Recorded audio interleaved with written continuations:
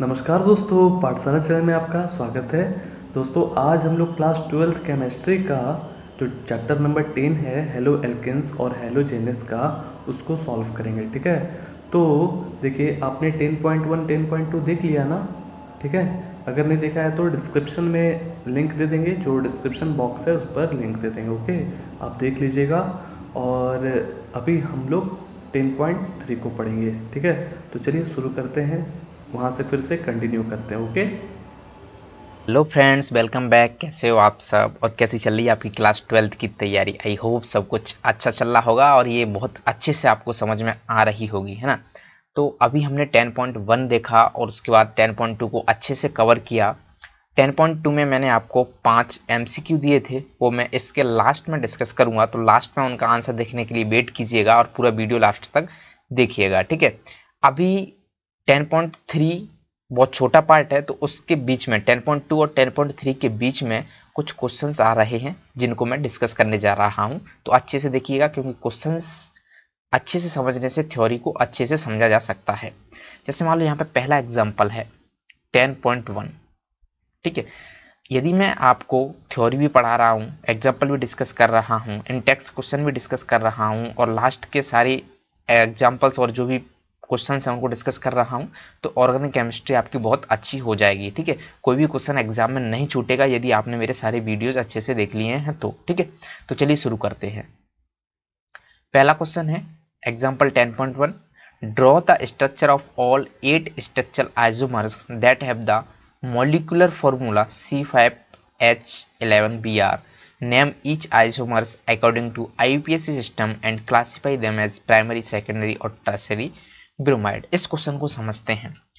ये कह रहा है कि C5, ठीक है, H11Br एक कंपाउंड दिया हुआ है, आपको इसके सारे आइसोमर ड्रॉ करने हैं और उनका IUPAC नेम बताना है और ये बताना है कि जो बी आर है वो कौन सा है, 1 डिग्री हेलाइड है या फिर 2 डिग्री है या फिर 3 डिग्री है। ठीक है, कौन सा मतलब प्राइमरी है, सेकेंडरी है या टर्सरी है। तो ये मैंने आपको 10.1 में और 10.2 में यदि आपने पढ़ा है तो इसमें आपको कोई प्रॉब्लम नहीं आएगी। ठीक है, अब देखो यहाँ पर मैंने एक चीज आपको नहीं पढ़ाई है, बताओ क्या, आइसोमर।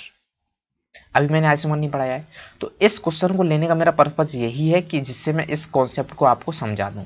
तो आइसोमर को ध्यान से समझिएगा। आइसोमर में क्या होता है, इसकी डेफिनेशन क्या है, सेम मॉलिक्यूलर फॉर्मूला होना चाहिए। क्या होना चाहिए, मॉलिक्यूलर फॉर्मूला सेम होना चाहिए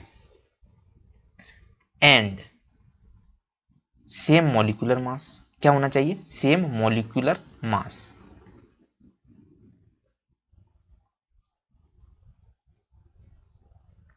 एंड डिफरेंट स्ट्रक्चर फॉर्मूला।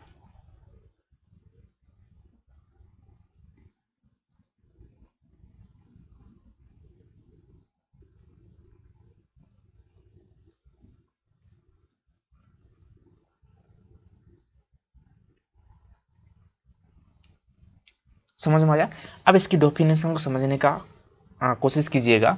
मैंने क्या किया, आइसोमर क्या होते हैं, आइसोमर्स क्या होते हैं, ऐसे कंपाउंड्स जिनका मॉलिक्यूलर फॉर्मूला सेम हो, मॉलिक्यूलर मास सेम हो, लेकिन स्ट्रक्चर फॉर्मूला थोड़ा अलग हो, डिफरेंट हो, तो उसको हम बोलते हैं आइसोमर। डेफिनेशन समझ में आई। मैंने क्या कहा, मैंने कहा कि ऐसे कंपाउंड्स 2 या 3 या 4, बहुत सारे भी हो सकते हैं। ठीक है, आइसोमर्स कोई एक मॉलिक्यूलर फॉर्मूला दिया है, जैसे ये दिया है C5H11Br। तो इसकी डेफिनेशन क्या है आइसोमर की, आइसोमर की डेफिनेशन है कि ये मॉलिक्यूलर फॉर्मूला सेम होना चाहिए और मॉलिक्यूलर मास सेम होना चाहिए।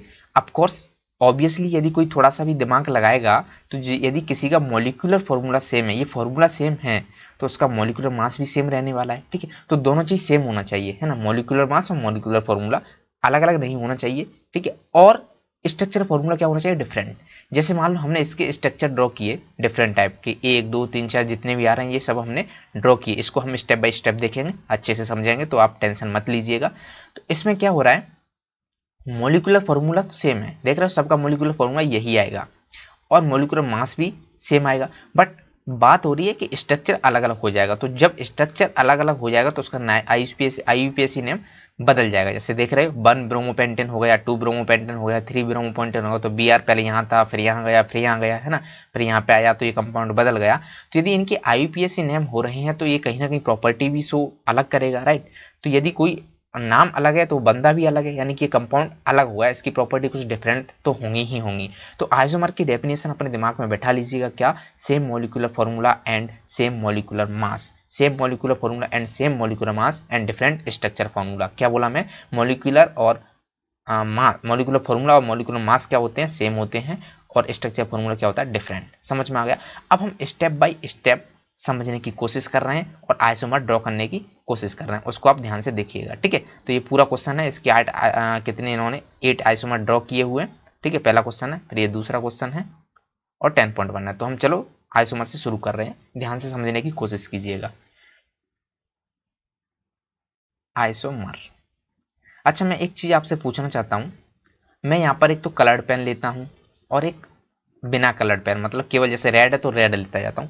तो मुझे ये बताइए कौन सा कलर आपको सही लगता है, रंग बिरंगा या फिर रेड येलो, इस टाइप से मैं सिंगल कलर ले रहा हूँ वो वाला, ठीक है। तो मुझे कंफर्म कर दीजिएगा, ये मुझे अभी पता नहीं है। तो सबसे पहले हम ड्रॉ करते हैं, जैसे मान लो मैंने एक एग्जाम्पल लिया C2H5Br, ठीक है। जैसे मान लो ये क्या होता है, CH4, मीथेन होता है ना, अल्केन है ना, ये क्या है, मीथेन, आपको ये तो याद हो गए होंगे।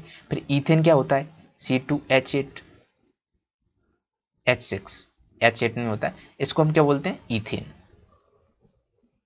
फिर प्रोपेन आता है, वो क्या होता है, C3H8, उसको हम क्या बोलते हैं, प्रोपेन। फिर ब्यूटेन आता है, वो क्या होता है, C4H10, वो क्या होता है, ब्यूटेन। इसका पर्पस क्या है मैं आपको अभी बताता हूँ, ये क्वेश्चन बहुत आसान लगेगा आपको। उसके बाद पेंटेन, वो क्या होता है, C5H12, पेंटेन। समझ आया, मैंने राइटिंग को थोड़ा इंप्रूव कर लिया है और धीरे धीरे बहुत अच्छी हो जाएगी, तो आप उसकी टेंशन मत लीजिएगा।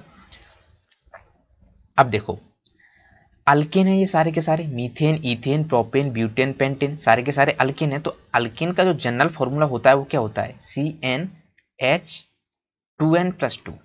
समझ में आ रहा है। जैसे मान लो यहाँ पर देखा जाए तो नंबर ऑफ कार्बन कितने, यहाँ पर 1, यहाँ पर कितने 2, यहाँ पर कितने 3, यहाँ पर कितने 4, यहाँ पे कितने 5। तो यहाँ पर एक कार्बन है तो यहाँ पे 1 रखो, यहाँ पे यदि n की जगह 1 रखोगे तो यहाँ पे 1 आएगा, यहाँ पे n की जगह 1 रखोगे तो H2 × 1 N2 कितना आ जाएगा, ये 4। तो ये क्या निकल के आया, CH4। तो देख रहे हो जब कार्बन क्या था, कार्बन इक्वल टू 1 था, तब ये फॉर्मूला निकल के आया CH4। अब कार्बन 2 होगा, है ना, तो फॉर्मूला क्या निकल के आएगा, C = 2, तो यहाँ पे 2 डाल दो इस फॉर्मूला में n की जगह, तो ये क्या होगा, C2H2 × 2 4, 4 + 2 6। तो ये इथेन का फॉर्मूला आ जाएगा। कार्बन 3 हुआ तो क्या होता है, प्रोपेन, है ना, तो 3 डालो उसमें, तो ये क्या आएगा, C3 और H2 × 3 + 2, तो कितना होगा, C3H8। समझ में आ गया। इसी तरह C4 डालो, C5 डालो, तो C5 डालोगे तो ये फॉर्मूला निकल के आ जाएगा C5H12। समझ में आया। तो ये मैंने क्यों बताया, क्योंकि आपको इसकी जरूरत पड़ने वाली है। अब देखो, अब हम बात करते हैं हैलाइड की, अल्केन हैलाइड, ठीक है। यहाँ पे क्या है, CH4 है, तो इसको हम अल्काइल हैलाइड बोलेंगे, एक H हटा दो और Br लगा दो। अब हम यदि इसके आइसोमर ड्रॉ करें तो एक ही पॉसिबल है ना, CBr, C एक स्ट्रक्चर बनेगा। अब मैं हाइड्रोजन रिप्रेजेंट नहीं करूंगा बार बार, तो उससे थोड़ा और आसान हो जाएगा। अब मैंने ये लिया है ना, तो इसको हम इस तरीके से लिख लेते हैं, ये ईथेन है, या यदि आप Br की जगह H डालो तो क्या हुआ, C2H6, और एक H की जगह रिप्लेस कर दो Br से, है ना, तो यहाँ पे 5 H बचे और एक Br आ गया, तो क्या हुआ, C2H5 Br, ठीक है। तो इसको हम क्या बोलेंगे, इथाइल ब्रोमाइड। ये क्या है, इथाइल ब्रोमाइड। अब हम बात करते हैं कि इसके आइसोमर ड्रॉ करना है, तो इस तरीके से देखो, C तो एक पॉसिबिलिटी है कि Br यहाँ लगा दो, दूसरी पॉसिबिलिटी है कि Br इधर लगा दो, ठीक है।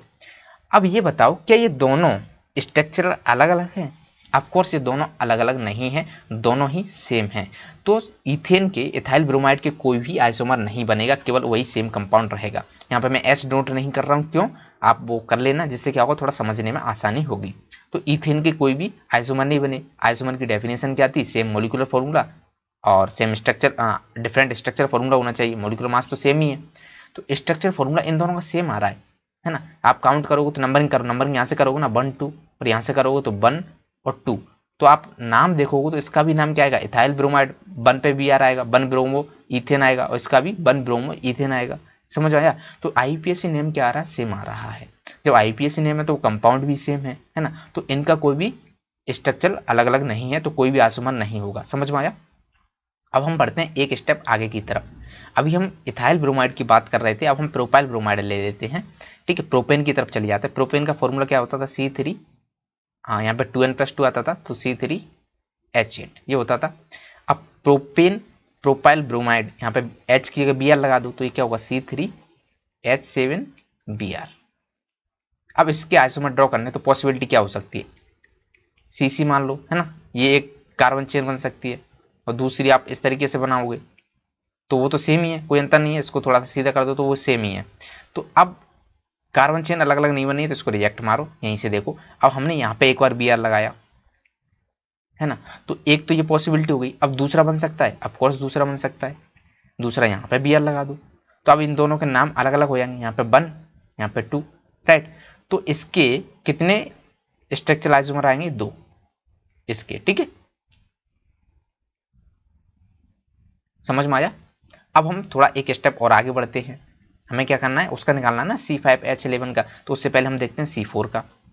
C4H कितना होता था, ये 10 होता था, है ना, तो यहाँ पर क्या होगा, C4H9Br। अब चूंकि अल्केन है, हमें पता चल रहा है ना कि ये अल्केन है, हमने देखा है, तो सारे के सारे अल्केन ही होंगे, सिंगल ही बॉन्ड आ रहा होगा। तो C4 का स्ट्रक्चर ड्रॉ कर लो, इस तरीके से स्ट्रक्चर बन जाएगा। तो यहाँ पर एक बार Br लगा दो, तो एक तो ये आ गया, दूसरी बार Br यहाँ लगा दो तो दूसरा ये गया। अब कोई स्टूडेंट बोलेगा सर हम यहाँ पे भी तो Br लगा सकते हैं, जैसे पहले 1 पे लगाया, 2 पे लगाया, 3 पे लगा दो, यहाँ पे लगा दो। और कोई कहेगा सर यहाँ पे लगा दो। बट एक चीज देखो, ये स्ट्रक्चर पे Br का नंबर क्या होगा, 1, यहाँ पे क्या होगा 1, है ना, तो ये दोनों स्ट्रक्चर सेम ही है ना, ये वाले और ये वाले, तो इसको हम रिजेक्ट कर देंगे। अब इसकी बात करें तो यहाँ पे नंबरिंग करो 1 और 2, और यहाँ पे करो 1 और 2, राइट। तो ये दोनों अगेन सेम है, तो इसको भी हम रिजेक्ट मार देंगे। ठीक है, दोनों सेम है, तो ये 2 स्ट्रक्चर हुए। और देखते हैं और क्या पॉसिबिलिटी हो सकती है, थोड़ा डिफरेंट करने की कोशिश करते हैं। अब यहाँ से हम थोड़ा सा चेंज लाते हैं। हम क्या करते हैं, ये जो है ना, एक C यहाँ पे लगा देते हैं, तो ये क्या होगा, C राइट, और CBr। अब ये अलग अलग हो गया। अभी यहाँ पे कार्बन चेन क्या हो जाएगी, ये वाली, राइट, ये वाली कार्बन चेन होगी, है ना, तो ये प्रोपेन होगा। तो यहाँ पर ये स्ट्रक्चर आइसोमर थोड़ा स्ट्रक्चर डिफरेंट हुआ, तो ये आइसोमर ये भी इसका पॉसिबल है। अब जैसे मान लो इसकी बात करें तो इसमें कोई चेंज कर सकते हैं, और चेंज ला सकते हैं क्या, अभी C को यहाँ पे लाए, C को इसके ऊपर ला दो, तो ये इस तरीके से भी बन सकता है, C और यहाँ पे Br, यहाँ पर C और यहाँ पे C। समझ आया? तो ये अगेन बन जाएगा। तो ये टोटल कितने आ रहे हैं, इसके 4 आ रहे हैं। यदि कोई छूट रहा हो तो आप देख लेना, मेरे हिसाब से 4 हैं। ठीक है, अब हम चलते हैं पेंटेन की तरफ। ये हमारा क्वेश्चन क्या था, अब हम क्वेश्चन पे पहुंच गए। तो क्वेश्चन हमारा ये था कि हमें C5H11Br का आइसोमर स्ट्रक्चर आइसोमर ड्रॉ करने हैं और सबका IUPAC नेम देना है। समझ में आया? तो देने की कोशिश करते हैं। चलिए स्टेप बाय स्टेप देखते हैं।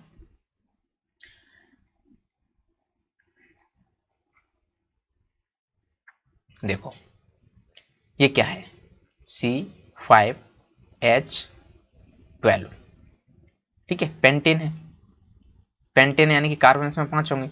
अब इन्होंने क्या किया, एक H को गायब कर दिया, रिप्लेस कर दिया किससे, हाइड्रोजन से। तो 12 की जगह यहाँ पे कितना बचे, 11, और एक हाइड्रोजन को किससे रिप्लेस किया था, ब्रोमीन से किया था, सॉरी। ठीक है, तो C5H11Br। इस कंपाउंड के हमें स्ट्रक्चर आइसोमर ड्रॉ करने, तो फटाफट से ड्रॉ करते जाइएगा। तो पहला केस 5 कार्बन लगा दिए, है ना, तो इस तरीके से बनाओ, 5 कार्बन लगा के, और एक और ले लो यहाँ पे 5 कार्बन। अब ये सबसे पेंटेन है, तो एक बार Br यहाँ आएगा, आएगा कि नहीं, दूसरी बार यहाँ आएगा, और तीसरी बार यहाँ आएगा। अब कोई कहेगा सर यहाँ पे भी तो आएगा, तो ये और फिर ये सेम हो जाएगा, और यहाँ पे करोगे तो ये सेम हो जाएगा। क्यों? क्योंकि 1 2 नंबरिंग आएगी और यहाँ से भी 1 2 आएगी। तो ये 3 पॉसिबिलिटी हो गई इस टाइप में। अब इनके IUPAC की बात करना है और डिग्री की बात करना है, तो देखो पहले यदि BR की डिग्री बताना चाहते हो कि किस इस हैलाइड की ये प्राइमरी है या सेकेंडरी है या टर्सरी है, तो प्राइमरी का क्या मतलब है? प्राइमरी का मतलब है कि ये प्राइमरी कार्बन से अटैच्ड हो, सेकेंडरी का मतलब है ये सेकेंडरी कार्बन से अटैच्ड हो, टर्सरी का मतलब है ये टर्सरी कार्बन से अटैच्ड हो। तो इसकी डिग्री कितनी है? 1 डिग्री। क्यों? क्योंकि ये जो कार्बन है वो एक कार्बन से अटैच्ड है, इसलिए 1 डिग्री कार्बन है, तो इसकी भी डिग्री कितनी होगी? 1 डिग्री। अगेन ये कितना डिग्री कार्बन है? 2 डिग्री, तो इसकी डिग्री कितनी होगी? 2 डिग्री BR की। और इसकी भी बात करें तो ये कार्बन कौन सा है? 2 डिग्री, तो इसकी भी डिग्री कितनी होगी? 2। अब इनके IUPAC नेम की बात करें तो नंबरिंग यहाँ से शुरू करोगे, 1 2 3 4 5, है ना। तो ये पेंटेन है और BR कहाँ पे आ रहा है? 1 पे, तो ये क्या हो जाएगा? 1 ब्रोमोपेंटेन, 1 ब्रोमोपेंटेन। और डिग्री कितनी है BR की? 1। ठीक है। इसी तरह इसका IUPAC नेम तो 2 पे आ रहा है तो यहाँ पे 2 आ जाएगा, ये 3 पे आ रहा है तो यहाँ पे 3 आ जाएगा, बाकी सेम रहेगा 1 ब्रोमोपेंटेन, ब्रोमोपेंटेन और ब्रोमोपेंटेन। ठीक है। और इसमें सेकंड वाले में इसकी डिग्री कितनी है? 2 डिग्री है और इसमें 3 डिग्री है। तो 3 हमने ड्रॉ कर लिया। अब थोड़ा क्वेश्चन की तरफ दे जाते हैं, हम सही जा रहे हैं या नहीं। तो देखो हमने जो पहले स्ट्रक्चर ड्रॉ किए थे 3, उसको समझने की कोशिश कीजिएगा। ये था ना CH3 CH2 CH2 CH2 CH2, है ना। तो 5 कार्बन की रिंग आ गई, फिर पहले पे BR आया, फिर दूसरे पे BR आया, फिर तीसरे पे BR आया। नाम दे दिए थे हमने 1 bromopentane, 2 bromopentane and 3 bromopentane. Degree क्या आती है? 1 डिग्री, 2 डिग्री एंड 2 डिग्री। अब हम थोड़ा सा अलग जा रहे हैं, 4th को भी देखते हैं। ठीक है। तो देखो ध्यान से देखिएगा, वो पॉसिबिलिटी खत्म हो गई चेन वाली, एक साथ चेन आने वाला। अब पॉसिबिलिटी क्या होगी? अब हम 4 बनाते हैं और BR को यहां रखते हैं, ठीक है, और C को क्या है? इधर ले आते हैं। और फिर क्या करेंगे हम? इसी तरीके से इनको इस तरीके से BR को यहां रखेंगे और C को यहां ले आएंगे। और फिर हम क्या करेंगे?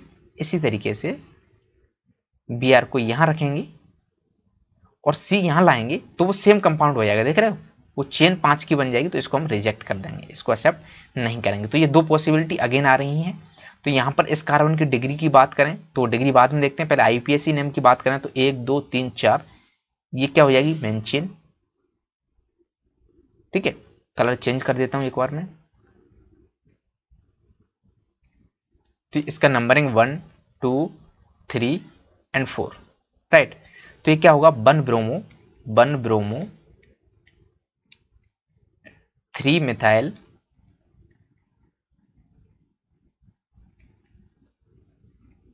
ब्यूटेन, इसका नाम हो जाएगा। समझ में आया? अब इसकी बात करें तो 1 2 3 4, तो 1 2 3 4 इसका नाम क्या होगा? 1 ब्रोमो 2 मिथाइल ब्यूटेन, राइट। तो ये इसका IUPAC नेम हो गया। अब इसकी डिग्री की बात करें, BR की डिग्री क्या है? तो 1, ये इसकी डिग्री क्या है? इस कार्बन की 1 डिग्री कार्बन है ये, तो ये 1 डिग्री कार्बन से अटैच है, तो इसकी भी डिग्री क्या होगी? 1 डिग्री, यानी कि प्राइमरी ब्रोमाइड होगा। और इसकी बात करें तो ये भी प्राइमरी ब्रोमाइड होगा, क्योंकि ये जो कार्बन है वो एक कार्बन से अटैच्ड है ना। तो जब कोई कार्बन एक कार्बन से अटैच्ड है तो उसकी 1 डिग्री होती है, 2 से अटैच्ड है तो 2 डिग्री, और 3 से अटैच्ड है तो 3 डिग्री, और 4 से तो 4 डिग्री, है ना। तो चलिए अब हमने कौन कौन से ड्रॉ कर लिए वो हम देखते हैं एग्जांपल में। तो हमने ये वाला देख लिया, है ना, 1 ब्रोमो 3 मिथाइल वाला देख लिया, तो अभी तक 4 हो गए। हमने इसको भी देख लिया, कौन सा था?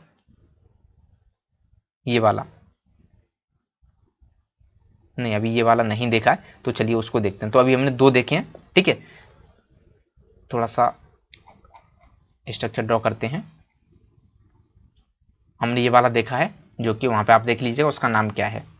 अब देखो, अब हम थोड़ा सा आगे जा रहे हैं। अभी तक टोटल कितने हो गए? 5 हो गए। अब नेक्स्ट पॉसिबिलिटी क्या हो सकती है कि BR को इधर ले आओ, है ना। तो C C C और BR इधर आ गया, ठीक है, तो C इधर लगा दो, 1 2 हो जाएगा। समझ में आया? अब एक काम ऐसा भी हो सकता है,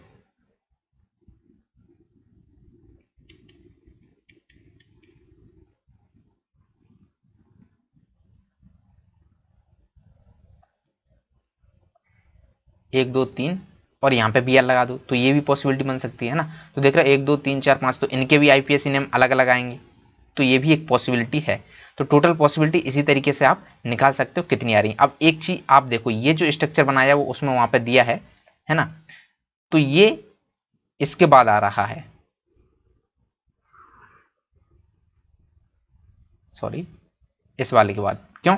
क्योंकि यहाँ पे देखो सी और बी आर में एक गैप था, यहाँ पे कोई भी गैप नहीं है। तो अभी तक टोटल कितने स्टोर, 3 4 5 6 7। अब हम वापस वहां पे चलते हैं। इनके आईपीएससी नेम सिंपल है, तो वो आप कर सकते हैं आसानी से। ठीक है, तो मैं एक बार इसको थोड़ा सा यहीं पे एक्सप्लेन कर देता हूं।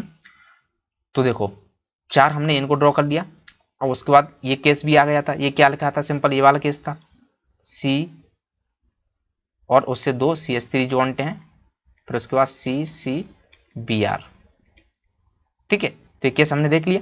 इसका आईपीएससी नेम क्या होगा? यहाँ पर ये 1 degree 2 degree, sorry 2 numbering 3 and 4, तो ये 2 पे आ रहा है Br और 3 पे आ रहा है मिथाइल। तो ये क्या होगा? 2 bromo 3 methyl but 2 degree. Degree कितनी है इस Br की? ब्यूटेन 2 डिग्री है ना।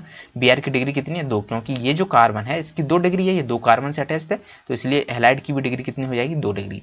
अब इस स्ट्रक्चर की बात करें तो ये भी इस तरीके का है। यहाँ पे Br को थोड़ा सा और आगे ले गए, जो हमने लास्ट में ड्रॉ किया था, है ना। तो C और यहाँ पे Br आ गया, और यहाँ पे ये CC। तो इसका भी आप नाम यहाँ से करोगे 1 2 3 4, राइट। तो क्या आ जाएगा? 2 bromo 2 methyl but 3 degree, butane 3 degree. इस कार्बन की डिग्री कितनी है? 3। क्यों? क्योंकि ये 3 कार्बन से अटैच है, तो इसकी भी डिग्री कितनी होगी? 3 डिग्री। ठीक है, तो ये स्ट्रक्चर भी हमने ड्रॉ कर लिया। और ये वाला, इसको तो हम ड्रॉ कर चुके थे, उसका आईपीएससी नेम देखा होगा आपने, ये इस तरीके से बना हुआ है, राइट, Br। ठीक है, तो इसकी 1 2 हो जाएगा, 1 2 1 ब्रोमो 2 मिथाइल ब्यूट 1 डिग्री। अब बचा ये लास्ट है, तो इसमें क्या पॉसिबिलिटी है? इस तरीके से ये कार्बन बन गया यहाँ पर, और यहाँ पर C और यहाँ पर C एंड Br। ठीक है, तो ये टोटल 8 पॉसिबिलिटी आ गई, और इनके नाम आप फटाफट से लिख सकते हो। आईपीएससी नेम बड़ा सिंपल है। तो इसको हम क्या बोलेंगे? ये प्रोपेन है। यहाँ से नंबरिंग शुरू होगी 1 2 से, तो 1 पे ब्रोमो आएगा और 2 पे डाइमिथाइल आ जाएगा। तो इनके आईपीएससी नेम हो गए। यदि आपको थोड़ा भी कंफ्यूज रहा है कि कौन सा स्ट्रक्चर कब कहाँ से आ गया, तो मैं इनको एक बार सिस्टमेटिकली ड्रॉ कर रहा हूँ, फटाफट आप देखते जाइएगा। ठीक है, 5 कार्बन बनाइएगा, 1 2 3 4 5। तो एक बार Br यहाँ लगाया, फिर 5 कार्बन बनाओ, एक बार Br यहाँ लगाओ, फिर 5 कार्बन बनाओ। तो ये सारी पॉसिबिलिटी यहाँ खत्म। तो 3 स्ट्रक्चर ये आए। अब दूसरा स्ट्रक्चर देखते हैं। यहाँ से क्या करो, इस C को इधर लगा दो, है ना। तो 4 कार्बन, ये C इधर आ गया, और इधर क्या था? Br। अब क्या करो, इस C को इधर ले आओ, तो ये इस तरीके से C एंड Br। अब क्या करो, इन दोनों को पास में, इस C को, ये दोनों हो गए, ठीक है। अब इस Br को इधर ले जाओ, तो C और Br देख रही है, ये सब अलग अलग हैं, है ना। तो कितनी पॉसिबिलिटी होंगी? 1 2 3 4 5 6, तो 8 आए थे। अब थोड़ा सा और करते हैं, इस कार्बन को इसके ऊपर डाल देते हैं, है ना। तो C Br, एक ये बन जाएगा और एक बचा हुआ ये बन जाएगा। समझ आया? ये सब डिफरेंट हैं, देख रहे हो। कोई भी स्ट्रक्चर आपको इनमें से सेम नहीं मिलेगा। तो 1 2 3 4 5 6 7 8, टोटल 8 स्ट्रक्चर आ रहे हैं आइसोमर। तो बहुत आसान था। तो पहला क्वेश्चन अब हमारा यहीं सॉल्व होता है। अब हम चलते हैं नेक्स्ट क्वेश्चन की तरफ। वो क्या था? Right the IPSC name of the following. तो ये कुछ स्ट्रक्चर आपको दिए हुए, इनके आपको आईपीएससी नेम बताना है। तो बड़ा आसान काम है आईपीएससी नेम बताना। बट अभी यदि आप इसमें कोई मेन चेन फाइंड आउट करोगे, तो इसमें मेन चेन ये होगी कार्बन की, और फिर नंबरिंग करोगे तो एक खिचड़ी सी पक रही है कि यार क्या ये एच उल्टे सीधे से स्ट्रक्चर हमें दिखाई दे रहे हैं। तो कुछ नहीं, आप एक सिंपल स्ट्रक्चर इसका बना लीजिएगा और फिर उसको आईपीएससी नेम दे दीजिएगा। ठीक है, तो मैं स्टेप बाय स्टेप इनको सॉल्व कर रहा हूँ कि किस तरीके से आईपीएससी नेम दे रहे हैं। तो आप यदि एनसीईआरटी खोल के रखेंगे तो आपको बहुत अच्छा लगेगा और बहुत आसान लगेंगे ये सब। ठीक है, तो एनसीईआरटी खोल लीजिए। अब देखो इसका स्ट्रक्चर बनाते हैं हम। ठीक है, ये क्या है? सी, और एच को हम डिनोट नहीं कर रहे हैं, एच को हम यहाँ नहीं रिप्रेजेंट कर रहे हैं। तो सी, उसके बाद सी ऐड है यहाँ पे ये सी है, तो सी। उसके बाद डबल बॉन्ड है, तो डबल बॉन्ड। उसके बाद यहाँ पे फिर सी है, तो फिर सी। यहाँ पर सी है, सी, और इस सी से ये बी आर अटैच्ड है, तो यहाँ पे बी आर, और इस सी से अगेन सी अटैच्ड एक सी। ठीक है, मैं रेड कलर ले लेता हूँ, वो ज़्यादा दिखाई देता है थोड़ा। आप बताइए कलर कौन सा अच्छा है ना, ये रेड कलर लेना केवल अच्छा है या ये वाला अच्छा है। अब देखो ये सिंपल इस स्ट्रक्चर को हमने इस तरीके से ड्रॉ कर दिया। अब इसका आईपीएससी नेम बताना तो बड़ा आसान काम हो गया कि नहीं, है ना। तो ये जो पहला स्ट्रक्चर था आप यहाँ पे देख रहे हो, उसका आईपीएससी नेम आप आसानी से बता सकते हो यदि इस कॉम्प्लिकेट स्ट्रक्चर को हमने इस तरीके से ड्रॉ कर दिया। अब नंबरिंग करो। नंबरिंग कहाँ से करोगे, डबल बॉन्ड को सबसे कम नंबर मिलना चाहिए, तो नंबरिंग हम यहाँ से करेंगे 1 2 3 4 राइट एंड 5। तो ये क्या हो जाएगा, 4 पे ब्रोमो आ रहा है तो यहाँ पे लिखना है आप 4 ब्रोमो, और उसके बाद क्या लिखोगे, हाँ पेंट। इन कहाँ पर आ रहा है, 2 पर आ रहा है ना, तो पेंट 2 इन। तो ये पहले वाले का आंसर हो जाएगा। जैसा कि आप देख सकते हैं यहाँ पे पहले वाले स्ट्रक्चर का एग्जांपल क्या दिया है, 4 ब्रोमो पेंट 2 इन। अब बात करते हैं थर्ड की, सेकंड की। ठीक है,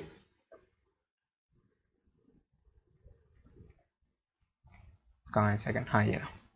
तो इसको भी सिंपल बनाओ पहले। तो सिंपल कैसे बनाएंगे, देखो यहाँ पर सी है, एक सी ये है, तो यहाँ पे लोगो सी। उसके बाद यहाँ पर सी है जो कि डबल बॉन्ड से अटैच्ड है, तो सी डबल बॉन्ड सी। फिर इस सी से एक सी ऊपर की तरफ अटैच्ड है, तो एक सी यहाँ। ठीक है, एच ऑब्वियसली है, एच का कोई वो नहीं है। फिर एक सी ये अटैच्ड है, तो इसको यहाँ लिखो सी। इसके बाद सी से बी आर लगा है और इस सी से सी लगा है, तो एक सी ये लगा है। अब इसका आईपीएससी नेम दो। तो नंबरिंग अगेन वन जो डबल बॉन्ड है उसको कम मिलना चाहिए, तो नंबरिंग यहाँ से करेंगे 1। कलर चेंज करते हैं अगेन, नहीं तो आपको प्रॉब्लम होने लगेगी, है ना। 1 2 3 एंड 4। ठीक है, तो ब्रोमो कहाँ पे आ रहा है, 3 पर, और 2 पे क्या आ रहा है, मिथाइल। अब ब्रोमो और मिथाइल में सबसे पहले कौन आएगा, ब्रोमो और मिथाइल में सबसे पहले ब्रोमो आएगा। क्यों, क्योंकि जो बी है वो सबसे पहले आता है मिथाइल में अल्फाबेटिकल ऑर्डर, एम से पहले आता है ना भी। तो हम क्या करेंगे, यहाँ पे लिखेंगे 3 ब्रोमो 2 मिथाइल, और ये क्या है, ब्यूट 1 इन। ब्यूट क्यों आया यहाँ पे, ब्यूट इसलिए आया क्योंकि टोटल 4 कार्बन है। ब्यूट आया, इन क्यों आया, इन इसलिए आया क्योंकि इसमें डबल बॉन्ड है। और यहाँ पे 1 क्यों आया, क्योंकि डबल बॉन्ड 1 पे है, पहले वाले कार्बन पर डबल बॉन्ड है। ठीक है, तो ये सेकंड वाले का आंसर हुआ। तो आप देख सकते हो सेकंड वाला सही है क्या, है ना। तो सही है, 3 ब्रोमो 2 मिथाइल ब्यूट 1 इन। अब हम थर्ड वाले को चलते हैं।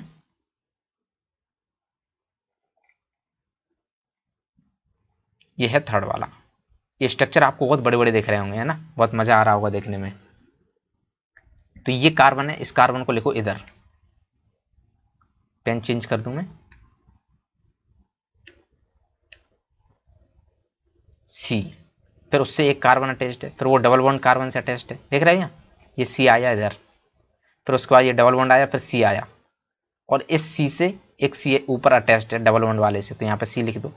फिर वहाँ सी है और यहाँ से एक बी आर और सी है, तो यहाँ पे बी आर और सी, है ना। और यदि आप सी सी को एक साथ लाना पसंद करोगे तो बहुत अच्छा रहेगा, इस तरीके से, जैसे सी सी, तो और कन्फ्यूजन रहेगा ही नहीं, कन्फ्यूजन रहेगा ही नहीं। ठीक है, इस तरीके से यहाँ पे बी आर लिख दो।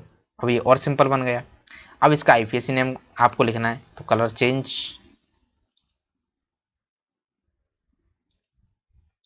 ठीक है, तो देखो नंबरिंग कहाँ से होगी, डबल बॉन्ड को कम मिलना चाहिए, तो नंबरिंग हम राइट हैंड एलएचएस से करेंगे। ठीक है, लेफ्ट हैंड साइड से।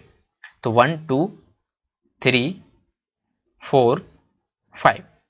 ठीक है, अब नंबरिंग करो तो कार्बन चेन कितने की है, टोटल 5 है इसमें, 1 2 3 4 5, तो पेंट आएगा। अब देखो सबसे पहले क्या आएगा, ब्रोमो, और फिर क्या आएगा, मिथाइल। तो यहाँ पे ब्रोमो किस पे, 4 पे, तो 4 ब्रोमो,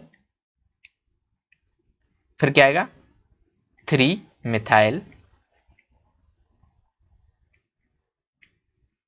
फिर क्या आएगा, ये पेंट 2 इन, राइट। मिथाइल 3 पे है तो 3 कर दिया, फिर पेंटेन है, ये कार्बन में टोटल नंबर ऑफ कार्बन कितने इस कार्बन चेन में, 5 हैं, तो पेंटेन आता है। और डबल बॉन्ड किस पे आ रहा है, 2 पे आ रहा है, तो पेंट 2 इन इसका आंसर हो जाएगा। अब हम चलते हैं फोर्थ वाले की तरफ। फोर्थ वाला क्या है उसको देख लेते हैं। ठीक है, थर्ड वाला देख रहे हो आप, सही है, 4 ब्रोमो 3 मिथाइल पेंट 2 इन। अब चलते हैं हम फोर्थ वाले की तरफ। फोर्थ वाला कहाँ है, ये ठीक है, तो इसका स्ट्रक्चर बनाते हैं और फिर इसको सॉल्व करते हैं।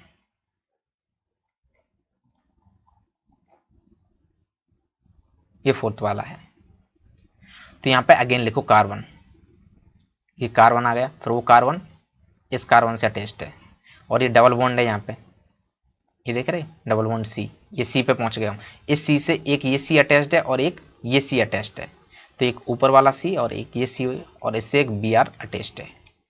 तो इसका नाम बड़ा सिंपल हो जाएगा, नंबरिंग यहीं से करना पड़ेगा, क्यों? क्योंकि डबल बॉन्ड को कम मिलना चाहिए। अब देखो नंबरिंग यदि आप यहाँ से करते हो तब भी डबल बॉन्ड को 2 आएगा, और नंबरिंग यहाँ से करते हो तब भी डबल बॉन्ड को 2 आएगा। तो हमें कहाँ से करना चाहिए, LHS से या RHS से? तो ऑफकोर्स यहाँ से करना चाहिए, क्यों? क्योंकि BR को भी छोटा नंबर मिल जाएगा जो कि बहुत अच्छा रहता है, इसी का वो रूल है, ठीक है। तो ये हमने कर दिया इसका नंबरिंग। अब सिंपली BR किस पे आ रहा है, 1 पे आ रहा है, तो क्या होगा, ये 1 ब्रोमो। 2 पे मिथाइल आ रहा है तो 2 मिथाइल, और ये क्या है, ब्यूट है, तो ब्यूट 2 इन, ठीक है, ब्यूटेन है। और ये इन इसलिए आया क्योंकि डबल बॉन्ड है, और जो डबल बॉन्ड है वो कौन से कार्बन पे आ रहा है, 2 पे, तो यहाँ पे हम 2 लगा देंगे। अब इसको चेक करते हैं ये हमने सही किया या नहीं, कंफर्म करना बहुत जरूरी है। तो देखो 1 ब्रोमो, ठीक है, 2 मिथाइल ब्यूट 2 इन आया, वही सेम आंसर। अब फोर्थ वाले को चलते हैं एंड सिक्स्थ वाला, सॉरी फिफ्थ एंड सिक्स्थ, ठीक है, इनको देख के खत्म करते हैं। तो ये है फिफ्थ वाला स्ट्रक्चर। स्ट्रक्चर देखने में बहुत अच्छा लग रहा है, मैंने इतना इनको जूम करके रखा है। कलर चेंज बाद में करेंगे, पहले यहाँ पे सी डबल बॉन्ड सी, ठीक है, ये सी आ गया इधर, और फिर इसके बाद ये वाला सी इधर आया, फिर इसके बाद ये सी है ना, डबल बॉन्ड है उधर, और उसके बाद ये सी इधर आएगा, और उसके बाद BR। नंबरिंग सिंपली यहाँ से करो, क्योंकि यहाँ से करोगे तब भी 2 मिलेगा बॉन्ड, डबल बॉन्ड को यहाँ से करोगे तब भी 2 मिलेगा, लेकिन यहाँ से फायदा ये हो जाएगा कि ब्रोमो को कम मिल जाएगा, ब्रोमीन को भी।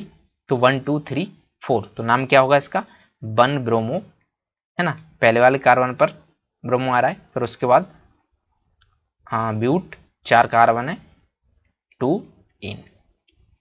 अब लास्ट वाले को देखते हैं 6th, तो इसका भी स्ट्रक्चर आप ड्रॉ कीजिएगा।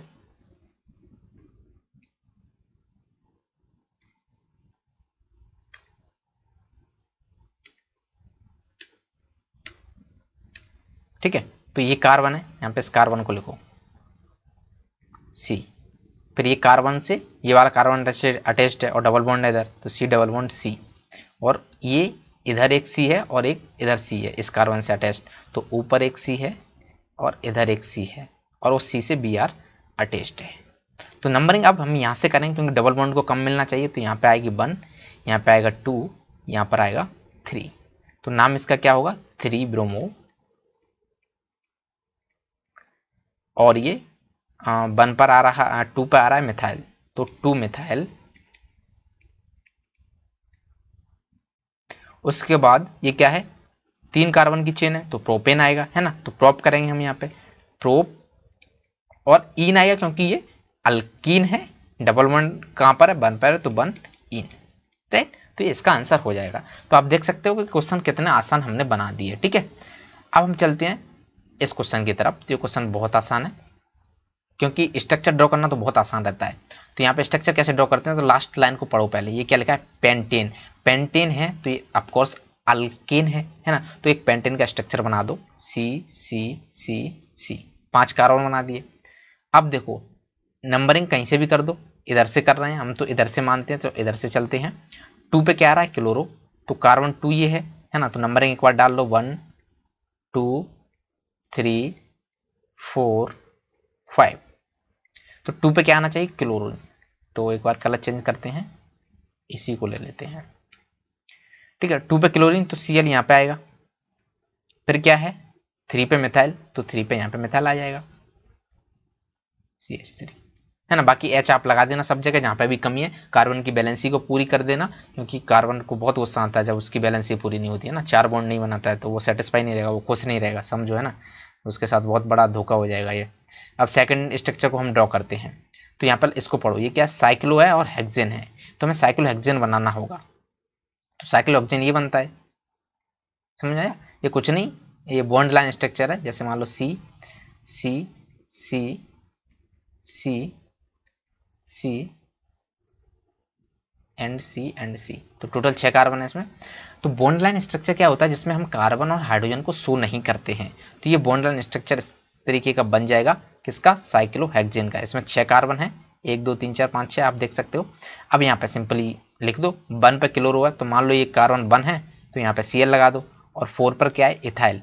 तो ये 1 हुआ तो 4 कहाँ आएगा, यहाँ पे 2 आएगा, यहाँ पे 3 आएगा, यहाँ पे 4 आएगा, तो यहाँ पे लगा दो इथाइल। इथाइल यानी कि C2H5, यही होता है ना इथाइल, ठीक है। तो ये सेकंड वाले का आंसर हो गया। अब बात करते हैं थर्ड वाले की। तो क्या कह रहा है, आयोडोहेप्टेन। तो पहले हमें हेप्टेन ड्रॉ करना पड़ेगा। तो हेप्टेन कैसे ड्रॉ करेंगे, इस तरीके से सी सी सी सी सी सी सी। तो देखो हेप्टेन में कितने कार्बन होने चाहिए, 7। क्या इसमें 7 कार्बन है, तो देखते हैं 1 2 3 4 5 6 7। तो इसमें 7 कार्बन टोटल हैं, ठीक है। अब जब इसमें 7 कार्बन हैं तो उसका नाम देते हैं। 4th पे क्या रहा है, टर्ट ब्यूटाइल, और 3 पे क्या रहा है, आयोडो। तो नंबरिंग यहाँ से कर दो, 1 2 3 4 5 6 7, ठीक है। 3 पे क्या रहा है, आयोडो, तो 3 पे हम लगाएंगे आयोडो, यानी कि आयोडीन लग जाएगा इधर। और 4th पे क्या रहा है, टर्ट ब्यूटाइल, तो टर्ट ब्यूटाइल लगा दो इधर। ये मैंने थोड़ा बड़ा इसलिए कर दिया जिसको आपको दिखाई दे, बाकी डबल बॉन्ड इतना बड़ा नहीं होता है। तो ये इसका स्ट्रक्चर बन गया सेकंड वाले का, थर्ड वाले का, ठीक है। अब हम फोर्थ वाले को देखते हैं। फोर्थ वाला बड़ा आसान है, 1,4-डाइब्रोमो ब्यूट 2इन। तो ब्यूट 2इन यानी कि ब्यूटेन है तो 4 कार्बन आना चाहिए, तो 4 कार्बन बनाओ। ब्यूट है, कितने कार्बन आएंगे, 4 कार्बन बनाइएगा। इन कहाँ पर आ रहा है, 2 पर। तो नंबरिंग यदि आप यहाँ से कर रहे हो 1 2 3 4, इस तरीके से हमने इसका नंबर कर दिया, तो 2 पर डबल बॉन्ड आना चाहिए इधर, तो 2 पर डबल बॉन्ड लगा दो इधर, ठीक है। उसके बाद वो क्या कह रहा है, वो कह रहा है कि 1 4 पर ब्रोमो आना चाहिए। 1 पर ब्रोमो लगा दो और 4 पर ब्रोमो लगा दो, तो Br यहाँ लगा दो और Br यहाँ लगा दो, तो ये इसका स्ट्रक्चर बन जाएगा। बहुत आसान था। अब हम लास्ट देखते हैं, 1 bromo 4 secondary butyl and 2 methyl benzene. तो एक बेंजीन ड्रॉ करते हैं, कि बेंजीन बड़ा मस्त लगता है, ठीक है। तो बेंजीन कैसे ड्रॉ करते थे, इस तरीके से, राइट। यहाँ पर ऐसे 2 डंडे खींचे, फिर यहाँ पर एक पॉइंट लिया, इनको ज्वाइंट किया, एक हेक्सोन, साइक्लोहेक्सेन बनाते थे ना, तो ये हमने साइक्लोहेक्सेन बनाया। अभी ये साइक्लोहेक्सेन, अभी बेंजीन नहीं है। बेंजीन में कितने बॉन्ड होते हैं, 3। इधर एक डबल बॉन्ड कितने होते हैं, 3। बॉन्ड तो ज़्यादा होते हैं, डबल बॉन्ड पूछ रहा हूँ। तो ये बन गया बेंजीन। अब इसकी नंबरिंग करना चाहते हो तो उसके लिए कलर तो चेंज करना ही पड़ेगा, जिससे थोड़ा अच्छा दिखाई दे आपको। तो नंबरिंग यहाँ से कर दो, ये 1 है, ये कार्बन 2 है, ये कार्बन 3 है, ये कार्बन 4 है, ये कार्बन 5 है, ये कार्बन 6 है। टोटल 6 कार्बन होते हैं ना। बेंजीन का फॉर्मूला पता है क्या होता है आपको, जब मैंने बताया था याद करने के लिए, C6H6। आई होप कि आपको याद होगा बहुत अच्छे से, है ना। याद नहीं है तो इसको याद कर लीजिएगा। तो ये बेंजीन का स्ट्रक्चर बन गया। अभी उसका स्ट्रक्चर नहीं बना जो दिया है, वो दिया क्या है उसको देखते हैं। 1 पर ब्रोमीन आना चाहिए, 4 पर सेकेंडरी ब्यूटाइल आना चाहिए, और 2 पर मिथाइल आना चाहिए। तो देखो 1 पर लगा दो Br, ये बेंजीन का स्ट्रक्चर है ना। तो यहाँ पर 1 पे लगा दो Br, तो ये Br लगा दिया।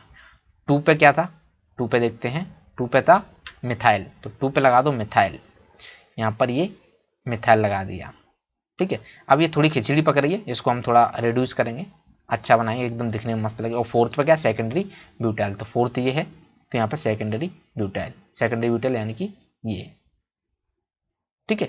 इसकी डिग्री कितनी है, इस कार्बन की 2 है। आपको पता होगा ये सेकेंडरी ब्यूटाइल होता है, राइट, यही होता है ना। सॉरी यहाँ पे कुछ नहीं, यहाँ पे कुछ लगता है जॉइंट होता है। तो इस कार्बन की डिग्री कितनी है, 2, इसलिए इसको क्या बोलते हैं, सेकेंडरी ब्यूटाइल। ब्यूटाइल क्यों बोलते हैं, क्योंकि यहाँ पर 4 कार्बन है जो ब्यूटेन से रिलेटेड है, ठीक है, अल्काइल है ये। अब देखो ये स्ट्रक्चर बन गया। थोड़ा इसको, यदि ये नंबर अच्छे नहीं लग रहे हैं तो इनको आप थोड़ा रफ कर दीजिएगा इरेजर लेके।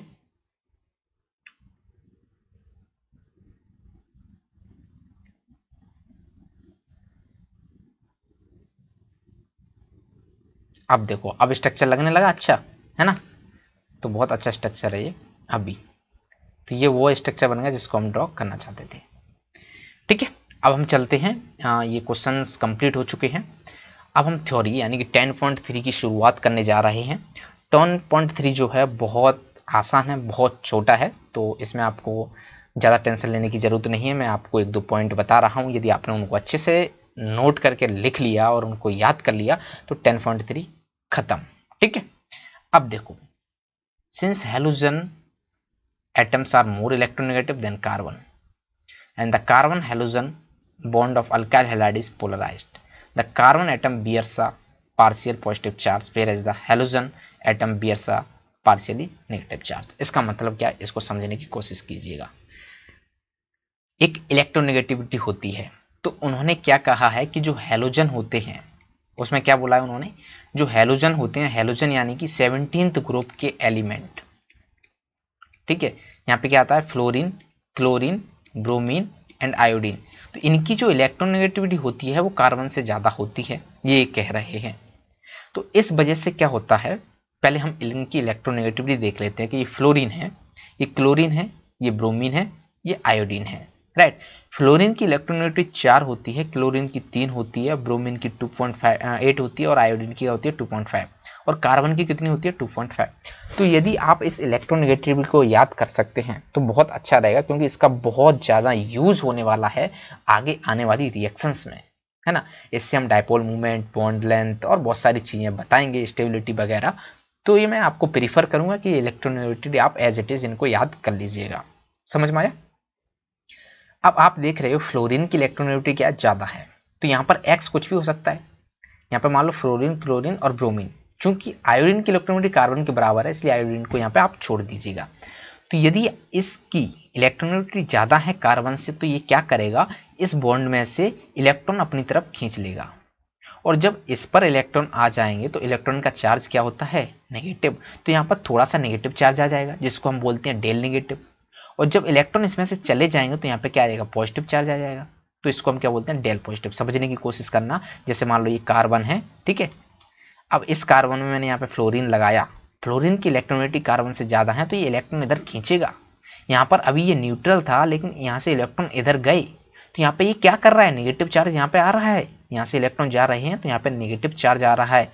तो पहले जो नेगेटिव चार्ज था अब उससे ज्यादा नेगेटिव चार्ज यहाँ पे आ गया, तो यहाँ पे क्या आ जाएगा, डेल नेगेटिव, मतलब थोड़ा सा नेगेटिव हो जाएगा क्योंकि इलेक्ट्रॉन पहले से ज्यादा थे। ठीक है, पहले से ज्यादा आ चुके क्योंकि इसने कार्बन से खींच लिए, और कार्बन से जब इलेक्ट्रॉन चले गए यानी कि नेगेटिव चार्ज कम हुआ। जैसे मान लो इसके पास 4 प्रोटॉन है और 3 इलेक्ट्रॉन है, सॉरी 4 इलेक्ट्रॉन है, तो इसका न्यूट्रल है। अब मान लो कि 4 इलेक्ट्रॉन है और इसमें से केवल 4 प्रोटॉन है और 3 इलेक्ट्रॉन यहाँ पे बचे, तो ये क्या होगा, पॉजिटिव होगा ना, 4 में से 3 गया तो +4 और -3, तो इसका इस तरीके से इसको याद कर सकते हो। तो इसका साइन क्या हो जाएगा, डेल पॉजिटिव। सिमिलरली फ्लोरीन के केस में, फ्लोरीन के पास मान लो 4 प्रोटॉन थे और 4 इलेक्ट्रॉन थे, मान लो, मैं क्या बोल रहा हूँ यहाँ पे, मान लो, ये रियलिटी नहीं है। ठीक है, इससे क्या है, थोड़ा आप अच्छे से इंटरप्रेट कर पाओगे, याद कर पाओगे। अब ये क्या कर रहा है, यहाँ से कुछ इलेक्ट्रॉन ले रहा है इस कार्बन में से, तो यहाँ पे पहले 4 थे, अब कितने हो गए, 5, तो अब चार्ज ज्यादा हो गया ना, पहले न्यूट्रल था, अब 4 पॉजिटिव है और 5 नेगेटिव है, तो यहाँ पे क्या आ जाएगा, डेल नेगेटिव। तो इस तरीके से ये, इसको हम बोलते हैं पोलराइज्ड, इसको हम बोलते हैं डायपोल मूवमेंट। डायपोल मूवमेंट का फॉर्मूला होता है D=Q&D, सॉरी डायपोल ये कैपिटल D होता है। ठीक है, तो यहाँ पर डायपोल मूवमेंट इसका ज्यादा होता है, इसको हम क्या बोलते हैं, पोलराइज्ड फॉर्म। अब हम वापस से उस पर चलते हैं, ये था। ठीक है, तो अब इसको लाइन को पढ़ो, ये आपको अच्छे से क्लियर हो जाएगी। Since halogen atoms are more electronegative, मैंने बताया कि हैलोजन इलेक्ट्रोनेगेटिव, जो हैलोजन एटम है वो कार्बन से ज्यादा इलेक्ट्रोनेगेटिव होते हैं। The carbon halogen bond of alkyl halide is polarised. तो इसके कारण क्या हो जाते हैं, ये जो बॉन्ड है वो क्या हो जाता है, पोलराइज्ड। मैंने बताया इलेक्ट्रोनेगेटिव डिफरेंस आ जाता है जिसके कारण ये पोलराइज्ड हो जाते हैं, एक तरफ नेगेटिव तो ये दूसरी तरफ positive. The carbon atoms bears a partial positive charge, इसको हमने बोला डेल पॉजिटिव, तो ये क्या पार्शियल पॉजिटिव चार्ज आ जाता है।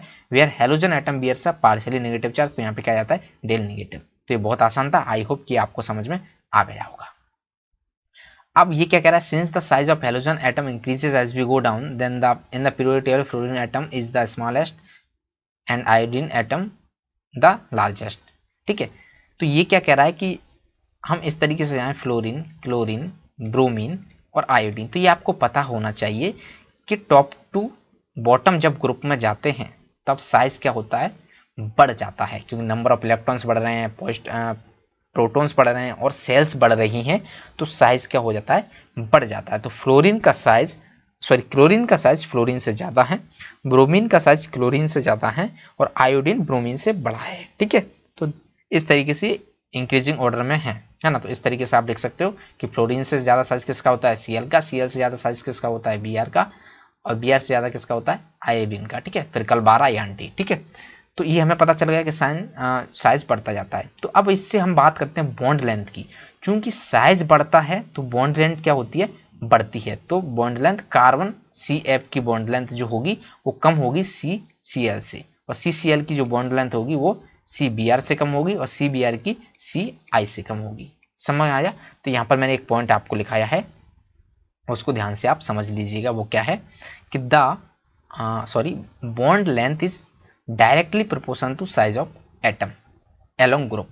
एलोंग ग्रुप का मतलब हम ये ग्रुप में बात कर रहे हैं, ना कि पीरियड में। आपको पता होगा जो पीरियोडिक टेबल होती है उसमें पीरियड होते हैं और ग्रुप होते हैं। ठीक है, तो ग्रुप में क्या होता है, ये वाला हम रूल लगा सकते हैं कि ये जो बॉन्ड लेंथ होती है वो क्या होती है, एटम का साइज यदि बढ़ता है तो उसके साथ साथ बढ़ती जाती है।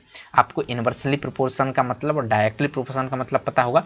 इनवर्सली प्रोपोर्शन का मतलब यदि एक चीज बढ़ रही है तो दूसरी घट रही है, और डायरेक्टली प्रोपोर्शन का मतलब यदि एक बढ़ रही है तो दूसरी बढ़ेगी, दूसरी घट रही है तो एक घटेगी। जैसे यदि आप एक पेन का जो कॉस्ट है वो 2 रुपए है, तो यदि आप 4 पेन लोगे तो कॉस्ट भी बढ़ेगा, है ना। पेन कम करोगे तो कॉस्ट भी कम होगा। तो इसको हम क्या बोलते हैं कि डायरेक्टली प्रोपोर्शन। यदि इनवर्सली प्रोपोर्शन की बात करें तो जैसे मान लो आप डिस्टेंस ट्रेवल करोगे, आप ज़्यादा स्पीड से चलाओगे तो कम समय में पहुंच जाओगे, और ज़्यादा स्पीड से चलाओगे तो और कम समय लगेगा। यदि कम स्पीड से चलाओगे तो ज़्यादा समय लगेगा, यानी कि एक दूसरे का उल्टा हो रहा है। तो इसको हम क्या बोलते हैं, इनवर्सली प्रोपोर्शनल। समझ में आया? बहुत आसान है। तो ये हुआ बॉन्ड लेंथ का रिलेशन। अब एक और चीज होती है, ये जो बॉन्ड लेंथ होती है वो बॉन्ड स्ट्रेंथ के इनवर्सली प्रोपोर्शन होती है। ये भी आपको पता होना चाहिए। ठीक है, क्योंकि यदि बॉन्ड लेंथ ज़्यादा हुई तो बॉन्ड फटाक से टूट जाएगा, यानी कि उसकी जो बॉन्ड स्ट्रेंथ होगी वो कम होगी। जैसे मान लो ये CF है और ये CI है, तो इसकी बॉन्ड लेंथ इससे बड़ी है ना। तो यहाँ पर आप थोड़ा भी फोर्स लगाओगे, इसको ब्रेक करोगे तो फटाफट से टूट जाएगा, और इसमें ज़्यादा फोर्स आपको लगाना पड़ेगा, राइट। तो बॉन्ड स्ट्रेंथ इसकी कम हुई, इसकी ज़्यादा हुई, और लेकिन इसकी बॉन्ड लेंथ ज़्यादा हुई, इसकी बॉन्ड लेंथ कम हुई। अब देखो, इसकी बॉन्ड लेंथ कम तो बॉन्ड स्ट्रेंथ ज़्यादा, इसकी बॉन्ड लेंथ ज़्यादा तो इसकी बॉन्ड स्ट्रेंथ कम, राइट। तो इसको बोलते हैं इनवर्सली प्रोपोर्शन। तो बॉन्ड लेंथ जो क्या होती है, बॉन्ड स्ट्रेंथ के इनवर्सली प्रोपोर्शन। ये समझ में आ गया। अब लास्ट थ्योरी देख रहे हैं 10.3 की, जो एक टेबल है। इस टेबल को हम समझते हैं। यहाँ पर 3 चीज़ आ रही हैं, ये तो हमें दे दिया, CF, CL और CBr एंड CI, राइट। ये बॉन्ड लेंथ हमने पढ़ लिया, बॉन्ड एंथैल्पी अभी नहीं देखा है, एंड डायपोल मोमेंट। ठीक है, तो ये 3 चीज हम देख रहे हैं। तो यहां पर पहले हम इसको देखते हैं, बॉन्ड एंथैल्पी क्या होती है, यानी कि बॉन्ड को तोड़ना। जैसे मान लो ये CF है, ठीक है, इसमें कितनी एनर्जी लगाएं कि ये बॉन्ड टूट जाए, इसको हम बोलते हैं बॉन्ड एंथैल्पी। कितनी एनर्जी लगाएं कि ये बॉन्ड CF के बीच में जो बॉन्ड है वो टूट जाए, इसको हम बोलते हैं बॉन्ड एंथैल्पी, जो क्या होती है बॉन्ड स्ट्रेंथ के डायरेक्टली प्रोपोर्शनल। ऑफ कोर्स दिमाग का आप लगाओगे तो बड़ा आसान काम है, और इसको हम बोल सकते हैं कि स्टेबिलिटी के प्रोपोर्शन होती है। इसको एक एग्जांपल से समझने की कोशिश करिएगा। मैं एक ऐसा लाइव एग्जांपल आपको देता हूं कि ये आप कभी भी जिंदगी में भूलोगे ही नहीं। ठीक है, तो ये कह रहा है कि बॉन्ड एंथैल्पी क्या होती है कि CF के बीच में कितनी एनर्जी लगाएं या फोर्स लगाएं कि वो टूट जाए, उसको एनर्जी, तोड़ने की एनर्जी, है ना। तो ये बॉन्ड स्ट्रेंथ के या फिर कहें स्टेबिलिटी के डायरेक्टली प्रोपोर्शनल होती है कि जितना ज़्यादा स्टेबल कंपाउंड होगा, जितना ज़्यादा उसका बॉन्ड स्ट्रेंथ होगा, है ना, उतनी ज़्यादा उसकी बॉन्ड एंथैल्पी होगी। एक एग्जांपल से समझोगे, इसको समझने की कोशिश कीजिएगा। बड़ा सिंपल सा एग्जांपल है। सपोज आप हो एक पैर से खड़े हो और हम आप में फोर्स लगाते हैं। एक बार आप एक पैर से खड़े होते हो और दूसरी बार आप 2 पैर से खड़े हो, तो दोनों में आप स्टेबल कब हो, पहले वाले केस में या दूसरे वाले में? ऑफ कोर्स दूसरे वाले में, है ना। क्यों? क्योंकि पहले वाले में आपका बैलेंस नहीं बना है, आपकी स्टेबिलिटी कम है। कोई भी यदि थोड़ा सा भी धक्का देगा तो आप तुरंत गिर जाओगे, तुरंत टूट जाओगे। यदि आप 2 पैर से खड़े हो तो उसको ज्यादा फोर्स लगाना पड़ेगा आपको गिराने में, है ना।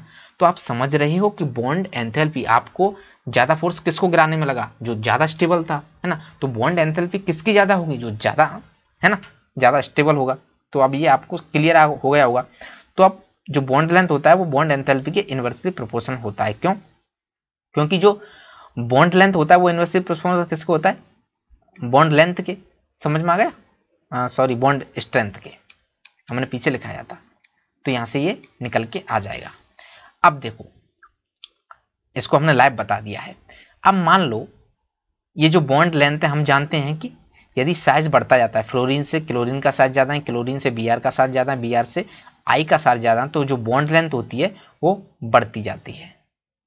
और बॉन्ड लेंथ के इनवर्सली प्रोपोर्शनल है बॉन्ड एंथैल्पी, तो इसकी बॉन्ड लेंथ कम है तो इसका एंथैल्पी, बॉन्ड एंथैल्पी ज्यादा होगा, तो इस तरीके से ये ऊपर की तरफ चलेगा। तो इसकी बॉन्ड लेंथ कम तो इसकी ज्यादा। तो देख रहे हो यहाँ पे 234 था, फिर 293 आया, फिर 351 आया, फिर 452 आया, यानी कि ऊपर की तरफ बढ़ता आ रहा है।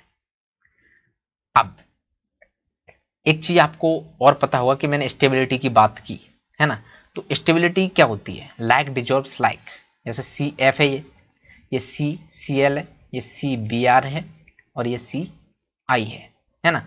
ये दोनों छोटे छोटे एटम हैं, ये Cl बड़ा है, ये और बड़ा है, ये बड़ा है, एक छोटा दूसरा बड़ा, तो ये बैलेंस नहीं बनता है ना। तो आप जानते हो कि जैसा तैसे में घुलता है, लाइक डिजॉल्व्स लाइक, तो वो सेम फॉलो यहाँ पे होता है। यदि दोनों छोटे हैं तो ये जो बॉन्ड है स्ट्रांग होगा, ये स्टेबिलिटी इनकी अच्छी है। इसकी स्टेबिलिटी थोड़ी कम है क्योंकि एक छोटा है दूसरा बड़ा है, और एक बहुत बड़ा है दूसरा बहुत छोटा है, तो इसकी स्टेबिलिटी और कम है, यानी कि स्टेबिलिटी कम होती जा रही है। और मैंने यहाँ पे क्या बताया कि जो बॉन्ड एंथैल्पी होती है वो स्टेबिलिटी के डायरेक्टली प्रोपोर्शनल होती है। तो यदि स्टेबिलिटी कम, यहाँ पे देखो स्टेबिलिटी कम है तो बॉन्ड एंथैल्पी भी कम है, यहाँ से थोड़ी ज्यादा है स्टेबिलिटी तो बॉन्ड एंथैल्पी थोड़ी ज्यादा है, और ज्यादा है स्टेबिलिटी तो बॉन्ड एंथैल्पी और ज्यादा है। CF बहुत स्टेबल है तो 452 और ज्यादा इसकी बॉन्ड एंथैल्पी होगी। अब हम डायपोल मूवमेंट की बात करें तो डायपोल मूवमेंट सिंपली आप जानते हो इसकी इलेक्ट्रोनेगेटिविटी ज्यादा है, राइट, तो ये ज्यादा खींचेगा तो इसका डायपोल मूवमेंट ज्यादा होगा, फिर इसका थोड़ा कम होगा, इससे इसका कम होगा और फिर कम होते चला जाएगा। तो ये डायपोल मूवमेंट की बात हुई। तो 10.3 यही कंप्लीट होता है। अब हम देख रहे हैं इसके कुछ जो मैंने प्रीवियस लेसन में आपको कुछ MCQ दिए थे उनको मैं बता देता हूं कि आपके जो आंसर आए थे वो सही आए थे या नहीं। ठीक है, ध्यान से देखिएगा। तो पहला क्वेश्चन बड़ा मजेदार था, बहुत सिंपल था, आई होप कि आपने कर लिया होगा। ये क्या था? In this structure how many carbon atoms are secondary. आपको एक स्ट्रक्चर दिया हुआ है और इस स्ट्रक्चर को देख के आपको बताना है कि इसमें कितने कार्बन हैं जो सेकेंडरी कार्बन हैं। तो सिंपली आपको सबसे पहले सेकेंडरी का मतलब पता होना चाहिए। सेकेंडरी का मतलब होता है 2 डिग्री कार्बन, यानी कि ऐसा कार्बन जो 2 कार्बन से अटैच्ड है। कितनी कार्बन से अटैच्ड है? 2 कार्बन से, तो उसको हम क्या बोलते हैं? सेकेंडरी। आपको पता होगा प्राइमरी क्या होता है?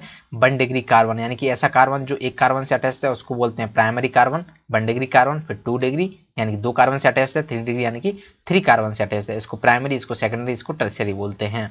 तो इस स्ट्रक्चर में बताना है कि कितने कार्बन हैं जो सेकेंडरी कार्बन है, यानी कि ऐसे कितने कार्बन हैं जो 2 कार्बन से अटैच्ड हैं। तो देखो इस कार्बन की बात करें तो क्या ये सेकेंडरी कार्बन है? ये 1 कार्बन से ही अटैच्ड है तो ये 1 डिग्री कार्बन है। क्या ये सेकेंडरी कार्बन है? ये 2 कार्बन से अटैच्ड है, एक इससे और दूसरा इससे, तो ये क्या होगा? 2 डिग्री कार्बन। ये कौन सा है? ये 4 कार्बन से अटैच्ड है, 1 2 3 4, तो ये 4 डिग्री। और ये तो 1 डिग्री है, ये भी 1 डिग्री है। इसकी बात करें तो ये 2 कार्बन से अटैच्ड है, एक तो इससे और दूसरा इससे, तो ये क्या होगा? 2 डिग्री कार्बन।